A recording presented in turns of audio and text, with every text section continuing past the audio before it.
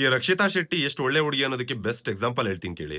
ರಕ್ಷಿತಾ ಶೆಟ್ಟಿ ಜಾಗದಲ್ಲಿ ಬೇರೆ ಯಾರೇ ಇದ್ದಿದ್ರು ಕೂಡ, ಇನ್ಕ್ಲೂಡಿಂಗ್ ರಾಶಿಕಾ, ಅಶ್ವಿನಿ ಗೌಡ ಇವ್ರು ಯಾರೇ ಇದ್ದಿದ್ರು ಕೂಡ, ಎಷ್ಟು ದೊಡ್ಡ ಸೀನ್ ಕ್ರಿಯೇಟ್ ಮಾಡ್ತಾ ಇದ್ರು ಅಂದ್ರೆ, ಸುದೀಪ್ ಸರ್ ಮುಂದೆ ಕಣ್ಣೀರ್ ಹಾಕಿ ದೊಡ್ಡದಾಗಿ ಸೀನ್ ಕ್ರಿಯೇಟ್ ಮಾಡ್ತಾ ಇದ್ರು.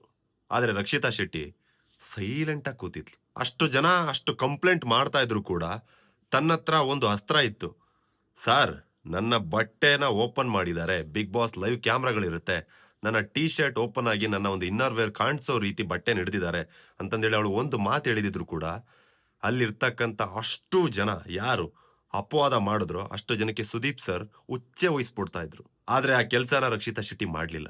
ಬಹುಶಃ ಅದಕ್ಕೆ ಅನ್ಸುತ್ತೆ ರಕ್ಷಿತಾ ಶೆಟ್ಟಿ ಅಷ್ಟು ಕಡಿಮೆ ಸಂದರ್ಭದಲ್ಲಿ ಒಂದು ವಾರ ಲೇಟ್ ಆಗಿ ಬಂದ್ರು ಕೂಡ ಅಷ್ಟು ಜನ ಫ್ಯಾನ್ ಫಾಲೋಯಿಂಗ್ ಹೊಂದಿರೋದು. ಹಾಗಾದ್ರೆ ವಿಡಿಯೋ ನೋಡ್ತಕ್ಕಂಥ ನೀವುಗಳು ಹೇಳಿ, ರಕ್ಷಿತಾ ಶೆಟ್ಟಿ ಯಾರಿಗೆಲ್ಲ ಇಷ್ಟ? ಅದು ನಿನ್ನೆ ಎಪಿಸೋಡ್ ಅಲ್ಲಿ ರಕ್ಷಿತಾ ಶೆಟ್ಟಿ ಏನಾದ್ರು ಮಾತಾಡ್ಬೇಕಿತ್ತಾ ಅಥವಾ ಸೈಲೆಂಟ್ ಆಗಿ ಇದ್ದಿದ್ದೇ ಒಳ್ಳೇದಾಯ್ತಾ? ಸುದೀಪ್ ಸರ್ ಕೇಳ್ಕೊಂಡಿದ್ದು ಅದನ್ನೇ. ನೀವು ಎಲ್ಲಿ ಮಾತಾಡ್ಬೇಕೋ ಅಲ್ಲಿ ಮಾತಾಡಿದಿದ್ರೆ ಬಹುಶಃ ಇವತ್ತಿನ ನನ್ನ ಒಂದು ಚಪ್ಪಾಳೆ ಆ ಒಂದು ವಿಚಾರದಲ್ಲಿ ನಿಮಗ್ ಸಿಗ್ತಾ ಇತ್ತು ಅಂತ ಹೇಳಿದ್ರು. ಬಹುಶಃ ಆ ಒಂದು ಟೈಮಲ್ಲಿ ರಕ್ಷಿತಾ ಶೆಟ್ಟಿ ಮಾತಾಡ್ಬೇಕಾಗಿತ್ತು. ಸರ್ ನನ್ನ ಬಟ್ಟೆ ಹಿಡ್ದಿದ್ದಾರೆ ಸರ್, ಇದಕ್ಕೇನಾದ್ರು ನ್ಯಾಯ ಕೊಡಿಸಿ ಅಂತಂದೇಳಿ ಅವ್ರು ಮಾತಾಡ್ಬೋದಾಗಿತ್ತು. ಅಟ್ಲೀಸ್ಟ್ ಸೀನ್ ಕ್ರಿಯೇಟ್ ಮಾಡ್ಬೋದಾಗಿತ್ತು. ಬಟ್ ಮಗು ತರ ಸೈಲೆಂಟ್ ಆಗಿ ಕೂತಿದ್ಲು.